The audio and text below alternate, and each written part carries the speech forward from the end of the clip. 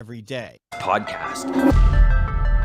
Live, relevant, and high performance information, conversations, and education weekly.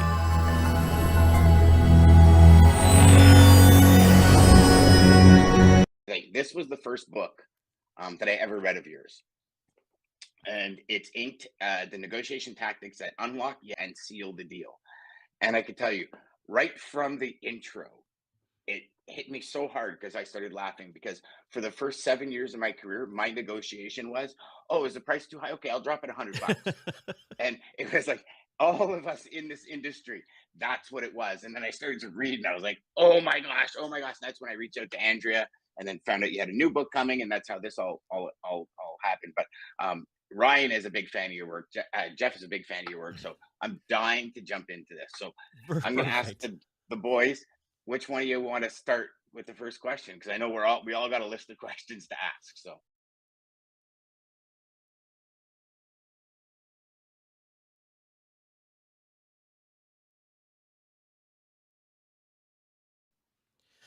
Well, this whole concept of working from home or working in an office, if I go all the way back to 1995, so this is a long time ago, I worked in an organization where all the salespeople work from home. And we were a field sales organization. You had to go out and knock on doors and call on people. You had to run phone blocks. You had to do prospecting. And we had an office. There was a place where people went to work, but we just didn't work there. We met there, but we worked from home because as a sales professional, especially a field sales professional, you aren't really making any money if you're in an office. So now, if you're an inside salesperson, so if you're a person who you only work on the phone, so the only place you ever talk to a customer is on the phone, a little bit different. So let's just take each of those. If you're a field salesperson, part of that motivation has got to come from yourself. So for me, when I was in the field, when I was in my car, I was listening to podcasts, and at that time I was listening to Zig Ziglar on cassette tapes because that's how far back that was. But I listened to, all of the great, motivators, sales gurus. I had their tapes. And when I was in my car, the only thing that was playing over the speakers was something that was good for me. And in today's world, same thing, except for like you can go to Audible and listen to Fanatical Prospecting. And a lot of people do, like, listen to Fanatical Prospecting over and over and over again, or jump on your favorite YouTube channel. But you want to make sure that you're filling yourself up with goodness, and don't look outside of that. Don't look for anyone else to motivate you. Don't look for anything else to motivate you. You got to make that happen. And along with that, you need to have a set of goals, because a lot of what we do in sales is difficult. It's hard. There's nothing that's easy about the grind. So you got to know why you're doing it. And for most salespeople, that means I got to have something in the future that I want, that I'm doing this for. And I can think about that instead of thinking about the fact that I just got kicked out of somebody's building for walking in. Now, If you're an inside sales rep, that's a little bit different, because in a lot of cases, inside salespeople got kicked out of offices and now they're working from home. So all day long, you're talking to your customers, and you were used to being with a group of people. You motivated each other, you elbowed each other. There was that whole, the camaraderie. And we're hearing from some of our clients that kick the salespeople out, the inside salespeople out, that they're seeing, especially some of the veterans are starting to lose that connection. So part of this message is to the leaders of those organizations. You need to get your people back in from time to time and get them all together and have that fun with them, or hop on in the morning, hop on a Teams or a Zoom call with everybody, get everybody like, smack talking each other and have fun with the day. But if you're the inside sales rep and you're working from home, I go back to the same thing. You got to know why you're doing it. So make sure you got a good set of goals.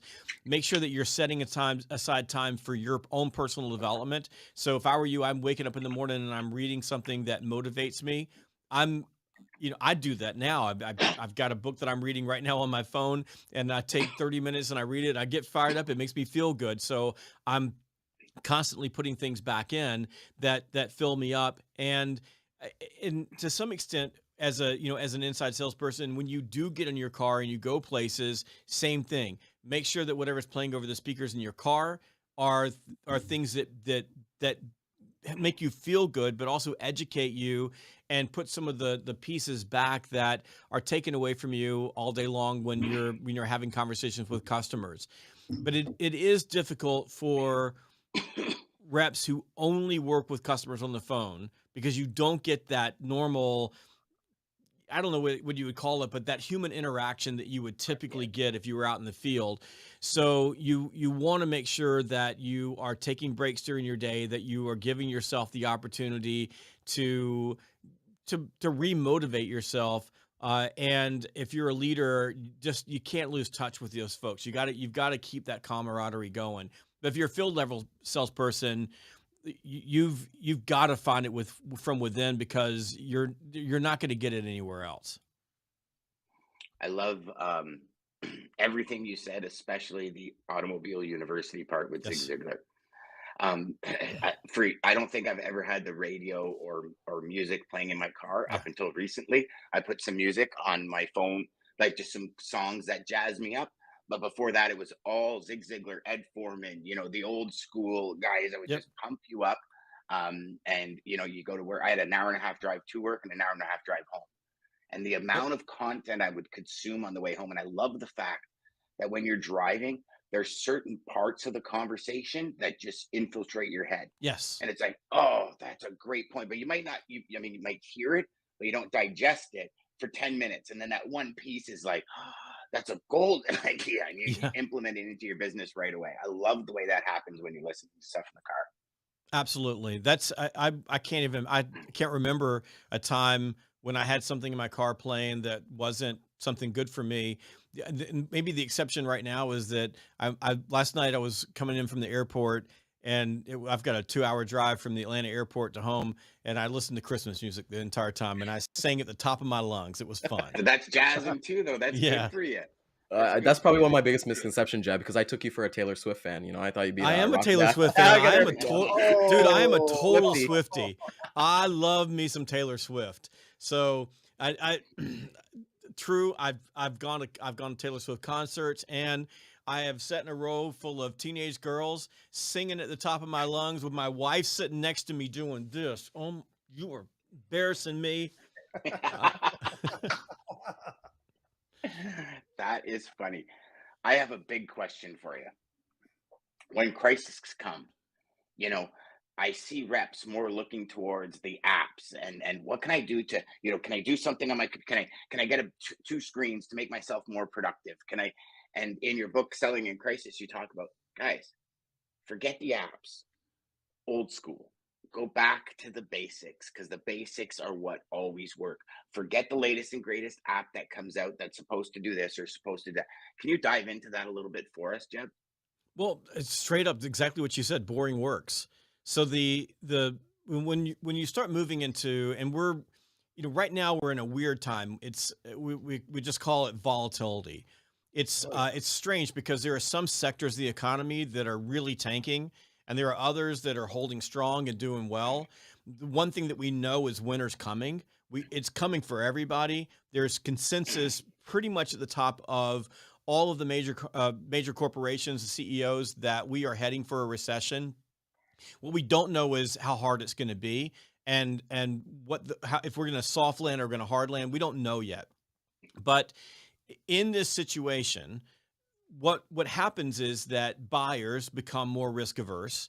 Companies begin to tighten up their processes and systems. So where people were throwing money at you 4 months ago, now they're saying, you know what, we need to have a conversation about that internally.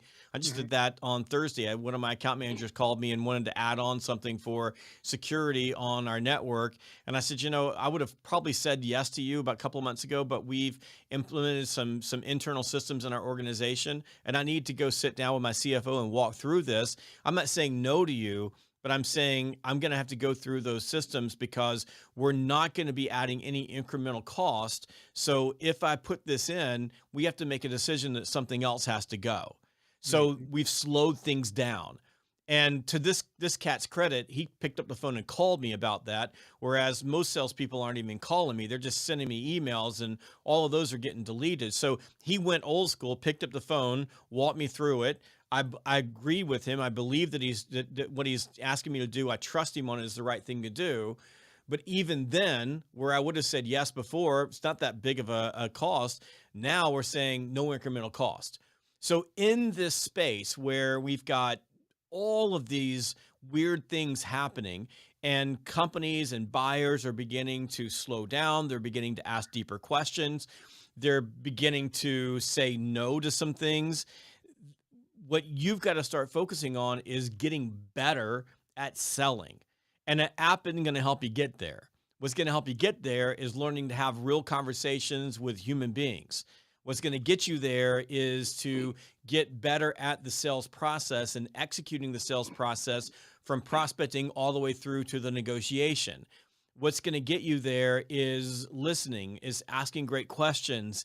It's crafting your messages so that you're being relevant to the people that you're having conversations with.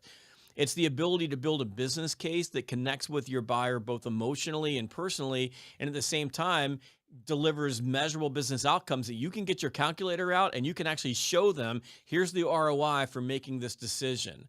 You got to get good at those things. And Warren Buffett was famous for saying that it's only when the tide goes out that we get to see who's been swimming naked. And that's what I mean by getting back to the basics and fundamentals. You need to put your swimsuit on, because right now there's a whole lot of salespeople who have been swimming naked. And the reason is because it's been easy. Like, selling has been easy. It's been crazy easy. And if you think about, transportation and logistics in particular, it's just been order taken. I mean, there's really nobody's been really selling anything. It's just been as fast as you can, take the order, bring it in, sell at the highest price you can, and people are knocking your door down. You haven't had to work.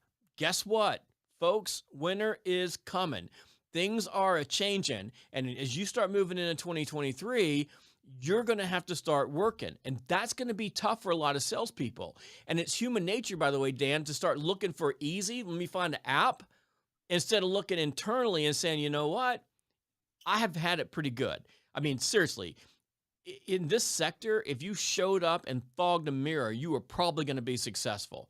So right now, you got to get back to the basics and fundamentals, because it's going to change. And suddenly we're just going to have to get back to selling the right way. And those cycles are always happening in our world. And I wouldn't wait until you wake up with an empty pipeline and an empty bank account to figure this out. Mhm. Yeah, deals are going to take a little longer to go through, so make sure you fill your pipeline up real good with qualified customers, and some will pop. And it's interesting that you said at the beginning industries, because some industries are going to boom. It's kind of like when COVID hit, right? Mm-hmm. We had Yep. a customer I was working with that did a bunch of paper, and they had record months while Mm-hmm. other Mm-hmm. companies were about to go bankrupt. Yep. Like record months. Salespeople were making 60, 80, 90 grand a month. And he's like, this is crazy. I don't know where it's coming from. And I'm like, just feet on the Yep. ground, run the business, because it's during different times. I mean, listen, Mm-hmm. how many of us would have liked to have purchased stock in Zoom when they were 63 cents a stock just before Yeah. COVID, and then shot up to $6.57, right? There's Yes. always ways to make a lot of money and serve a lot of people in times that we're going into, and in times like Yep. COVID. But you're right, it is industry specific. Yeah. And that's a Money's always conversation with moving. your customer. Yeah, Money's 100. always moving. And that's why salespeople need to, especially as you start thinking about how these different sectors move, sales professionals need to pay attention to Willie Sutton and Sutton's law, which says go where the money is. So if you focus where the money is, you're going to be better up. But that also requires you to be better. When people are throwing money at you, you don't have to go look for it. But now you got to go find it. You have to shift your strategy. You have to think a little bit different about your tactics. You got to sit back down and think, what are the customers that I want to work with? Who are the ones that are going to make us money? Who are the ones who are going to be most profitable? And where do I find them? And oh, by the way, what messaging is going to get their attention? But as the pie begins to shrink, and it's going to shrink, more sellers are going to be going after fewer buyers. That's why you got to get back to the basics and fundamentals, because when there are more sellers and fewer buyers, the sellers who were at the top of their game, they're going to take most of the money off the table. The sellers that are mediocre, who didn't make the change, who were still looking for easy street, those are the ones either going to be out, they're going to be gone, they won't be in the industry anymore, or they're going to be scraping by, just barely making a living. Love it. I'd love to go to Jeff. Jeff, you got anything for our buddy Jeb here? Yeah, I mean, on the operational side, I always work from the inside out. They start shrinking. They start laying off people. They don't like to take those risks as they would normally do. Going out to service providers that they haven't worked with. They would rather work with the service providers that they currently have on hand because they know how they operate, they know what they do, and they would rather expand with them. So it's kind of hard opening up that door, being a new service provider, especially at this time, to try to gain extra business. It won't happen right away. I mean, you're talking at least 2, 3, 4, 5 months out before you even start getting that extra income in. So if you do have those customers, at least the way I look at it, and you're working with them, exploit them, find out their vendors, find out who their manufacturers are, because every spider has legs. And I say it all the time, work that customer, work it upstream, get those recommendations and start firing off that way. There's always a way, I hate to say the term, but there's many ways to skin a cat. And that's one of them when you really look at it, to try to keep that pipeline fulfilled. Absolutely. I was telling a story on Thursday to a group of sales reps about a client that I went into, as a prospect that I went into. And one of the things that I noticed inside their plant was that they had like these really amazing conveyor belts that were moving product all through the plant. And I was on a tour and I asked the contact, like, those things are cool. Where do you get those? And he goes, it's a place right up the road. And I said, could you make an introduction? And he goes, yeah. And I went over and sold the deal that day. And so you've got to be thinking always. You got to be open, asking, looking. And that's what I mean, though. When it's been easy, the salespeople haven't been looking. You haven't been aware. You haven't had to really, like you said, work the spider legs out and find all of the opportunities because it was all coming to you. And if you don't begin to change and switch the way that you are prospecting and your awareness, especially around your existing customers, on who all their vendors are, and then ask for those referrals upstream. If you don't do that, then you're just hurting yourself. And if you haven't had to do it in a long time, you've lost the habit of doing that. That's why now is a good time to go look in the mirror and like just get right with reality. Hey, I've not been doing sales at a professional level because it's been easy. Now let me go back to you. You might not think it's been easy, but it's been easy. Now you got to go back and do it at a professional level, and you got to turn over every rock, every stone, everywhere, every how. You got to be absolutely fanatical about it because there is money out there, but you got to go find it. Yep, it's what they call it's what I call the hidden bank opportunities that exist. All you have to do is lift that rock, and they're right there for the taking. The problem is that, well, it's not a problem. The best kind of reference is a current reference. If you're knocking it out of the ballpark with a current client, who else better can recommend you to another vendor that you're doing business on the procurement side, manufacturing, whatever it might be? I mean, it's a great lead. Go with it. Keep on working that until it's exhausted, the way I look at it. Now, would you not also think that the like, if you look at Jeb's example, where he talked about the conveyor belt, the guy made the introduction, would that account not become low-hanging fruit? Well, because it would be an easier grab than going into a company you had no idea. So I think does the low-hanging fruit change when the industry drops and when things are bad? Like your low-hanging fruit now becomes your spider legs from your present customers that love you, as opposed to trying to go into new industries. There's going to be a lot less low-hanging fruit. I mean, you're not going to shake a tree and the stuff's going to come out. That was just a matter of when I'm especially when I'm with, in manufacturing is a great example, but when I'm in manufacturing, there's so many different vendors that service a plant. And if you've got a relationship with them, why not ask, like, hey, who's your contact over there? Sometimes it's not the person that you're dealing with. You got to get a referral to someone else in the organization that can connect you with them. But why not go have a conversation with them about what they're doing? At the moment, maybe there's not an opportunity at all, but there may be.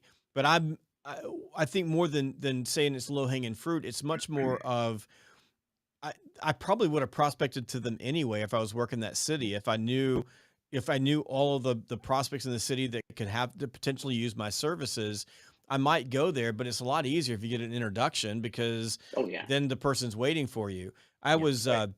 I was up in Knoxville, Tennessee, and I was with one of our customers, and I had an opportunity to meet their CEO. We had never met before, and we're having a conversation, and he says, I got a friend of mine that could use you. Just like that. And I said, awesome. And he gave me the name of the company, started writing it down on a piece of paper, gave me all the information. And I said, hey, could you do me a favor and just call them and let them know that I'm gonna be calling them? And he went, okay. And so he Sure. picks up the phone and puts it on speaker. Says, I'm here with Jeb Blount. He's our training guru. And I think you should talk to him. I told him to give you a call. I said, hey, how you doing? He said, sure, call me this afternoon and we'll set up a meeting. But you got to have the initiative to and be intentional about saying, could you make the introduction? And Mhm. sometimes they'll say no, and that's because and salespeople are afraid of that. Like they're afraid that I'm going to get rejected in the moment. Sometimes they'll say, "Here, I'll just give you the information. You do the rest of the work." But either way, at least I got to start. But you don't get if you don't ask. Correct. So 100%. and if you think about referrals in that format, or in that context, you just walk into a room full of salespeople. I'm doing training almost every single day. I walk into a room, raise your hand the last time you asked for a referral. And most people have not asked for a referral. They don't ask. They're afraid to ask. So ask. But that That's as the we question. start moving into volatility, as we start moving into a crisis situation, you're going to have to ask a lot more. And by the way, the secret to getting referrals is really simple. Provide great service, ask. That's it. That's it. That's absolutely it. Because I mean, let's face it, it's the easiest way to get a very good lead. Okay, Yeah. if you're not doing really good service and meeting and exceeding your current client's expectation, you're not going to get a good referral. But if they refer you to one of their vendors, it's putting a feather in their cap too. Because if you knock it out, they're going to tell someone else, and it's the vicious circle. One tells another, another, and another. Why wouldn't they want to do business with you? That's the question. Why wouldn't you want to ask? Well, Yeah. I've always said the best salesperson on the planet is your customer. Yes. Absolutely no doubt. Absolutely. From there. 100%. Jeb, I Especially got. when you teach them how to sell for you. So Yes. Oh, Without really teaching them, because it's what you do for them yeah. that sells it. Period. awesome. Yep. As we're coming up, we're going to be airing this episode towards like the end of the year, and a lot of sales reps out there. We're talking about the different sides, and some of them might have leaky pipelines. They're looking to get that fixed, as in fanatical prospecting, you say like inaction breeds like doubt and fear.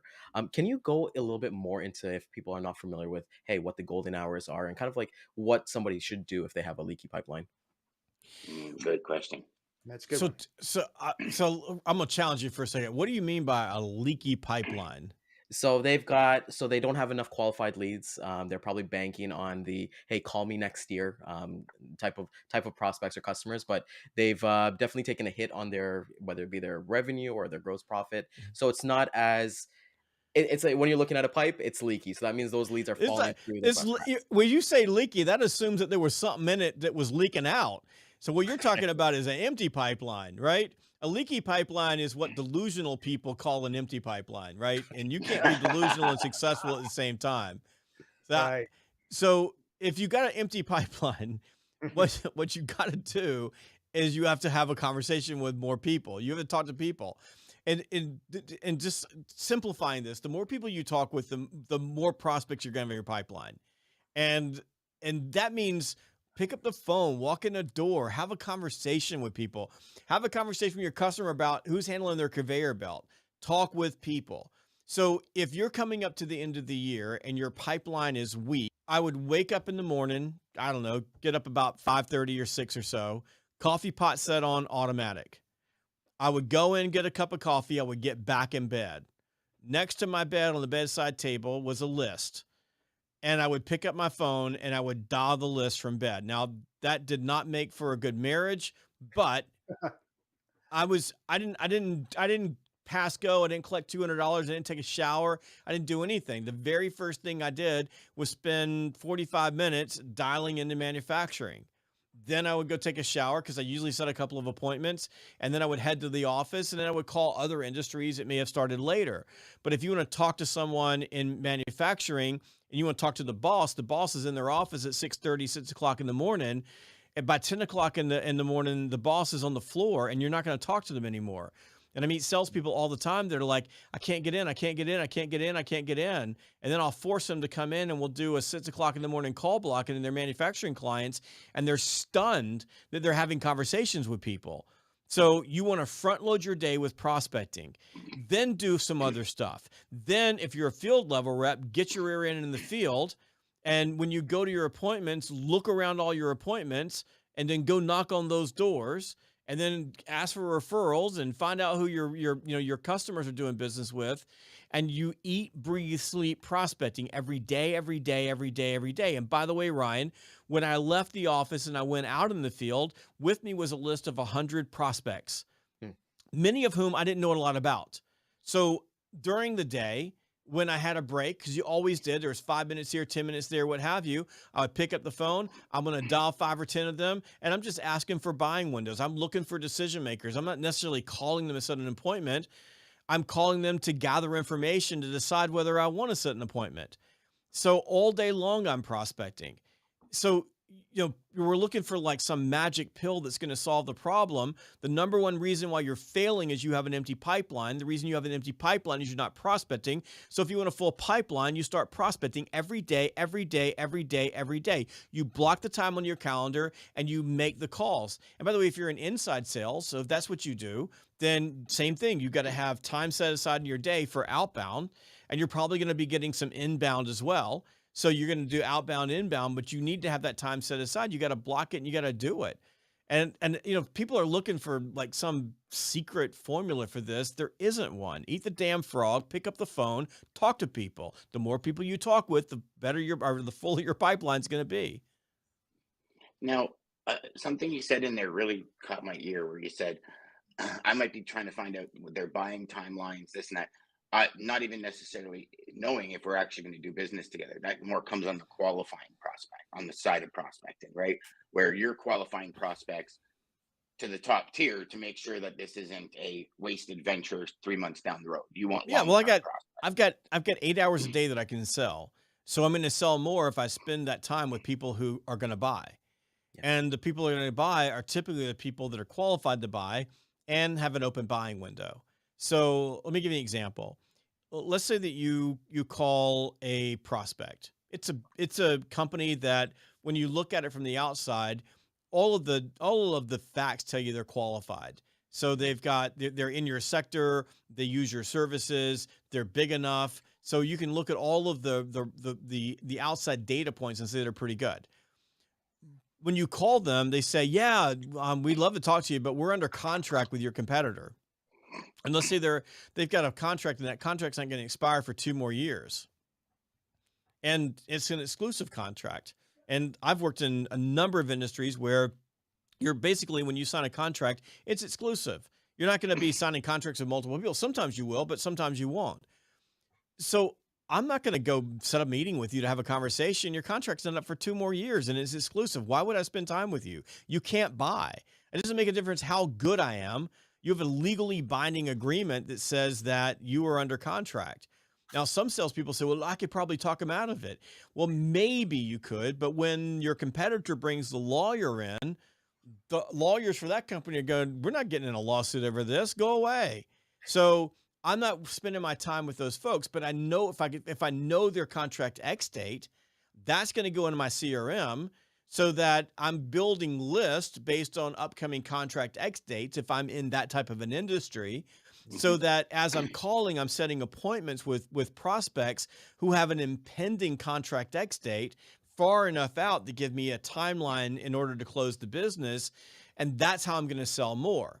In some cases, timelines are budgetary. In some cases, timelines are they're going to be based on seasonal demand or something that changes in an industry. You just need to know for an industry or for a sector or for your marketplace what those buying windows look like. What are the patterns that tell you that a buying window is opening? And if you can understand what those look like, then that'll give you a clue about when you should engage and get in. So about 80% of my prospecting time is focused on identifying buying windows, gathering qualifying information, moving that information into my CRM, and using that information to build a future list so that when I'm dialing for appointments, I'm setting appointments with prospects that have the highest probability of closing within a reasonable time period to keep my income up, right? And to deliver sales so that I'm delivering ROI for my organization. That's awesome. I love that. Love that.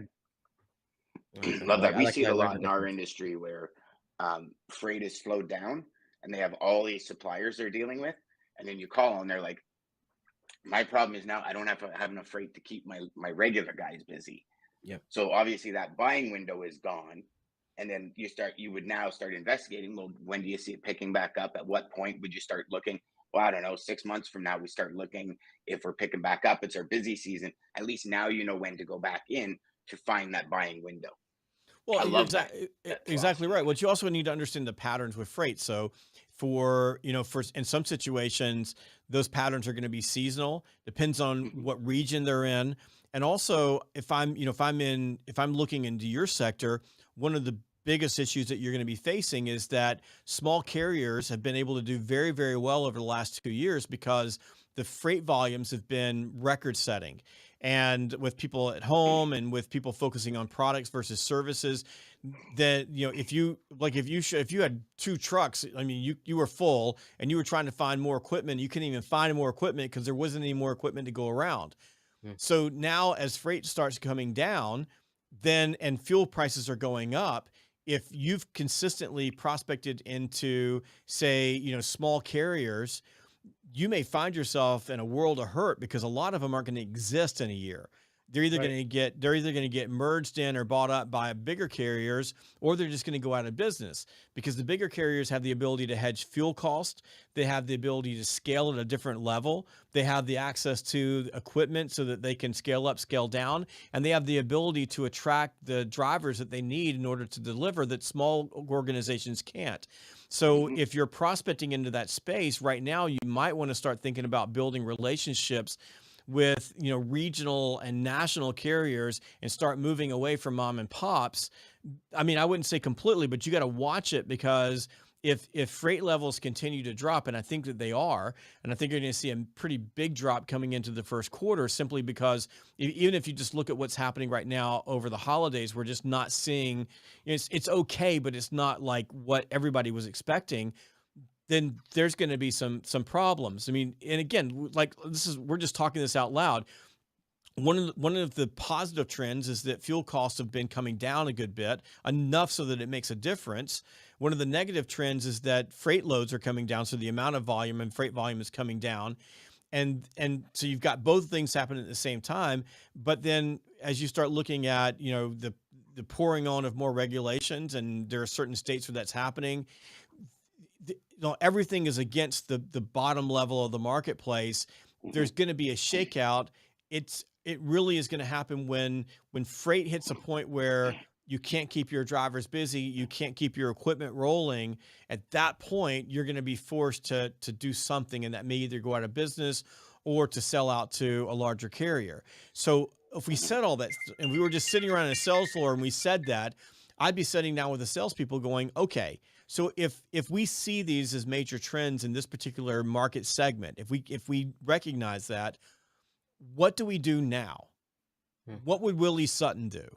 Where's the money going? Where's it going to be? are there particular carriers that are working in particular industries that it makes sense for us to focus our time and attention on? But where is the market going?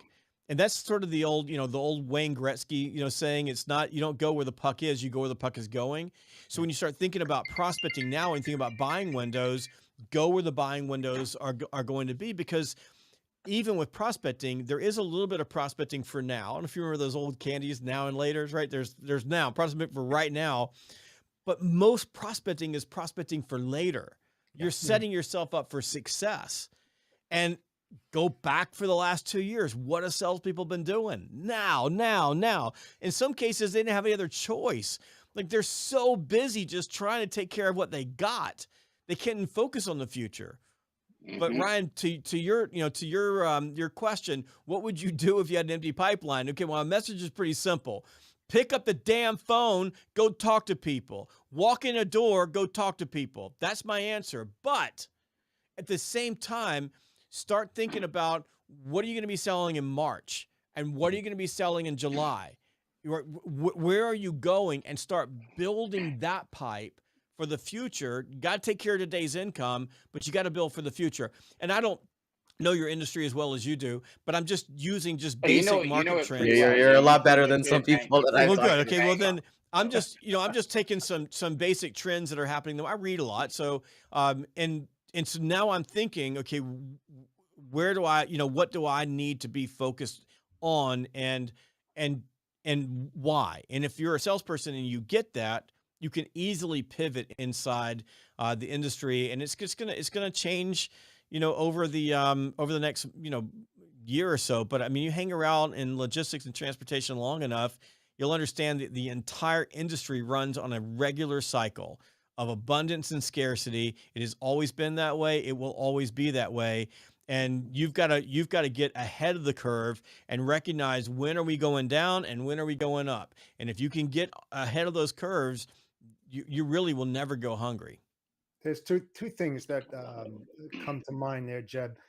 First, what Dan said about when he was talking about, well, if this is not the time, when will you start looking? That just opened up a door to the next question. Well, why would you want to look? Yep. Right? I Yeah. mean, why would you want to look? And then the second thing is with the carriers out there, perfect time, guys, to start solidifying long-term business relationships with your carriers. Because if you take care of them now and feed them, guess who's going to be in your corner when you really need them? They're going to remember what you did for them to keep them afloat, and they'll be there for you in a pinch. So there's two different selling things. You're prospecting carriers to get them in your corral, to make sure they'll be there for the long run, as well as asking those pertinent questions to your prospects when that door opens, when they say, well, we won't start looking for what.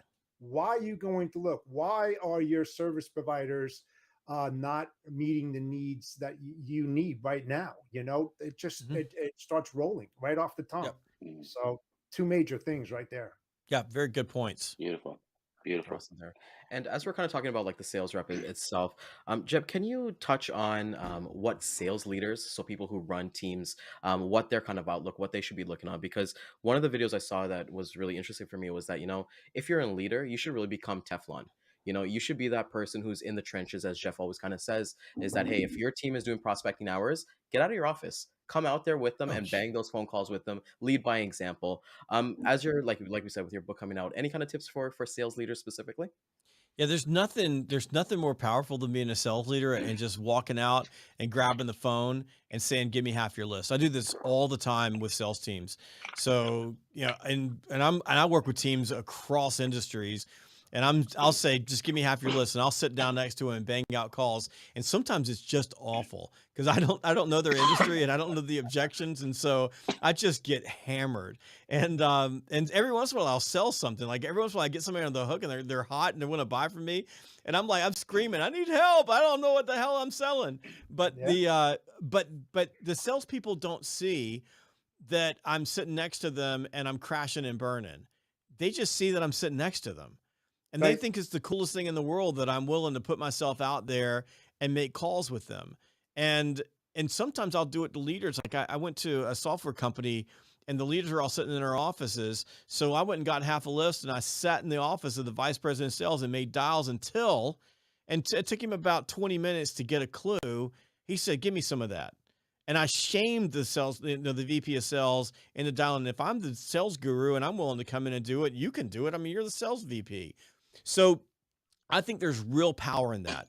What I mean love by that. Teflon, by the way, is that especially as you start moving into a crisis, and especially as things start going south, and we get a lot more bad news, and people start losing deals for no particular reason other than the company just decided they're going to cut things. As a leader, you're going to get a massive amount of excuses. Here's the excuse why I can't do this. Here's the excuse why my pipeline is empty. And it's not really empty, boss. It's leaking. Like I had stuff in there. It just leaked out, right? So if you could give me some tape, maybe I could tape up the holes. So you're going to get all these excuses. And what leaders who are Teflon are like is that no excuse, nothing they get from their salespeople sticks. We're going to prospect. We're going to fill up the pipeline. And the best leaders say, yep, you're right. Things are awful. We're still going to pick up the phone. Let's go. And they do it because they love their people. They love their salespeople. I'm doing this. I know it's hard. I know you don't want to do this, but I'm doing it because I love you. I love you. I love your family. And I know that if you do these things with me, that you're going to have your goals and your dreams come true, that you're going to make a lot of money, that you're going to be able to do the things that you want to with your family. But if you don't do these things, you are going to starve to death. You're going to have skinny kids. So I'm doing this because I want the best for you. That's what the best sales leaders do. Now, along with that, right now, sales leaders, going back to the basics, need to be getting into the trenches with their salespeople. They need to get real about how things were, and that salespeople have really had it easy over the last couple of years. They need to start preparing their team to work the system, to follow the sales process, to do the things, take the steps that we know consistently work. And then they need to start drilling those basics in. You can't assume that just because you say we need to get back to the basics that all the salespeople are going to get back to the basics. This is a skills position. So you need to start running drills. You need to start practicing them. You need to start role playing with them. You need to start having meetings where you train them. You need to remind them of what professional selling is. And you need to do that consistently, because the more you repeat the message, the more people are going to believe the message. But as a sales leader, you can't go sit in your office and in hope and wish that things are going to get right. And you certainly can't hope and wish the pipeline's going to get right. And if you try to manage and run a remote sales team via email, you fail. You're just going to have a mediocre team. So that's what I mean. Yeah, Only the self-motivated and the ones that actually want to go somewhere are the ones that are going to go somewhere, and the ones that don't will probably end up going somewhere else. Yeah, and then you've got the people in the middle. So you're going to have the people that you've got superstars on your team. You just have to keep them close. What's happening right now is, we were talking about this earlier, on inside sales teams that got dispersed. Some of the veterans that were really, really good have kind of lost their mojo. And it's not because they quit being good. It's just because they grew up in a world where everybody was holding everybody else accountable, and they thrived in that environment where, if Dan's sitting next to me and he just made a sell, then I'm going to outdo him. So they've missed that. But if you think about it, basically what you said, Dan, you got people that are not going to make it. They were the people who they could fog a mirror, and when the calls were coming in, and you had like, for example, let's just say that you're brokering freight, you had more freight than there were trucks to move it. I mean, like, you didn't have to work that hard. It's like it was coming to you.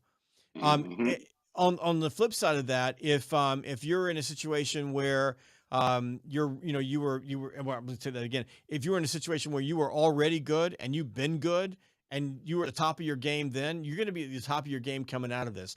There's a set of superstars, savants, people that are just awesome at this. They're always going to be good. The people that were fogging a mirror, they're going to go away. There's no way that you're going to turn turkeys into eagles. The problem is in the middle, right? You've got a whole bunch of people in the middle that have the potential to be superstars, that have the potential to do very, very well inside of a recession, inside of a downturn. But if they don't have a good leader who's coaching them, who is getting in the trenches with them, who's providing training and role playing and working with them and showing them how and patting them on the back and keeping them going, picking them back up when things go wrong, then you might lose those people too. And if you're a leader and you lose that middle group, you're toast. Yeah.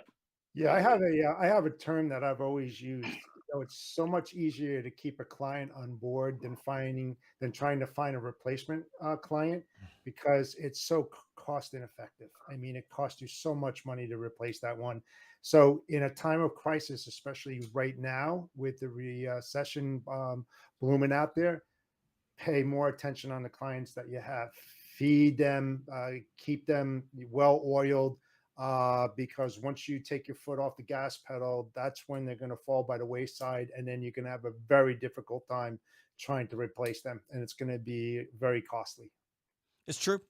And the thing about it, especially during a downturn, if you can flex to the customers you have and hold on to them long term, when you come out on the other side, you can upsell, you can add on, you can raise prices, you can do all those things. You can't make money with a customer that you don't have.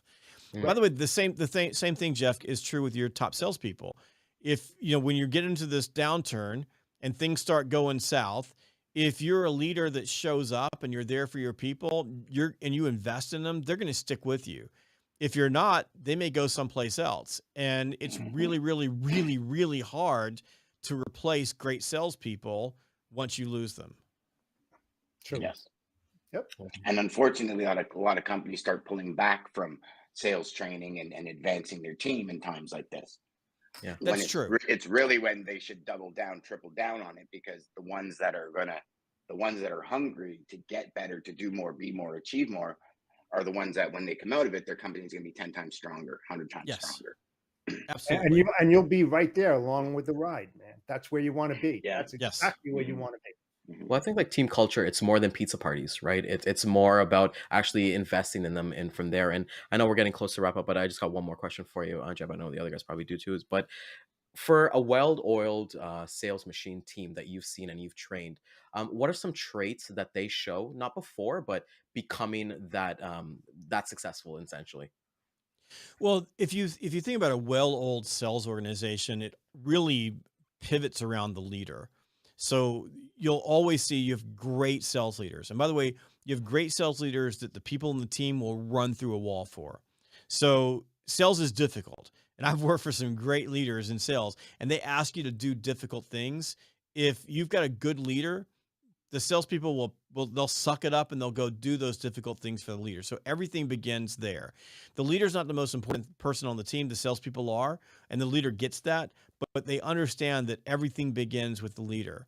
Second thing is they have a sales system that they run, and they run those plays consistently. And by the way, that's no different than a great sports team. A great sports team has a playbook, and they run the playbook. And by the way, along with running the playbook, everybody does their job. So your job is to do this. This is what you do. Okay. And inside of that, people like each other. Now, some of the sales teams I've worked on, it was insanely competitive. Like I'm telling you, we would take each other's legs out to to get ahead on the ranking report, but we all liked each other. One of my teams that I worked on, it was like a dream team. It was some of the best salespeople ever.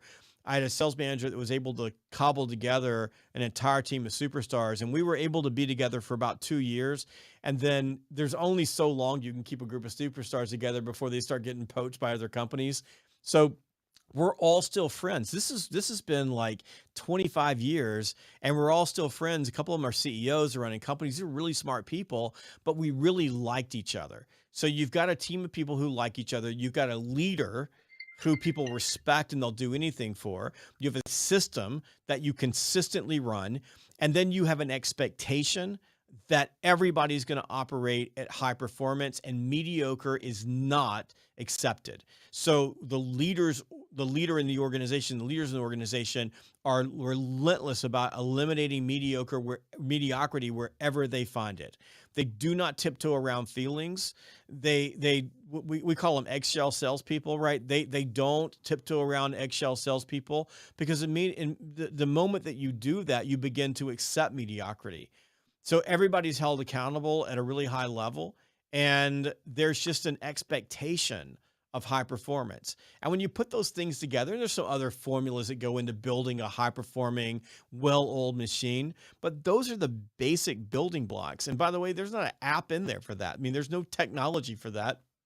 Yeah. That's just good human beings doing good human being things. I love it. Awesome. I love it, Jeb. Thank you so much for being here, my friend. This has been a long time coming, and one of my desires coming true. And thank you to Andrea Waltz for connecting us again. Go for No, her and Richard Fenton, great people. Awesome for you to be here and take out the time, Thank especially because we're double the time we originally agreed to. So thank you so much. Yeah, appreciate that. So much. Thank you y'all, and make sure that you go get Selling in a Crisis, brand new book. Got it. Awesome. I love it. And then I saw Audible just actually sent me an email the other day that there's another book that you have coming out. Do you have another book coming out soon? I'll have another book coming out this year. It'll be the Fanatical Prospecting Playbook, and I'll have a book a year out for the next 5 years or so. This book was, when we wrote this book, I didn't mean to write. I mean, this book wasn't on the docket. I was supposed to, the Fanatical Prospecting Playbook, but in July, looking at the winds of change, we decided to load this book up first. It's a great book. Love it. Love it. Love it. That's it. Thank you. All right, Ryan, you want to take us out of here? Thank you. Yeah, I want to thank everybody for coming out. Jeb, this is a dream of mine. You're definitely one of my favorite guests, and like I said, you've literally changed my life. So thank you for that, sir. And it's crazy because you're in Atlanta, I'm in Toronto, so you just never think how things will happen. But It's the exactly. power It's of inked. delivering a message. It's inked. Yeah, It's like, it's on it's paper. everything like that. So I want to thank everybody for coming out. We'll see you guys on the replay at 12 and 3 p.m. Eastern time on LinkedIn, Facebook, Twitter, and YouTube. We're looking forward to seeing you guys here tomorrow again. And if you like this, if you found value in this, if you're a new viewer or you've been a seasoned watcher, please share this with somebody, because there's tons of nuggets in here that can propel your business forward for you. All right, thank you, everybody.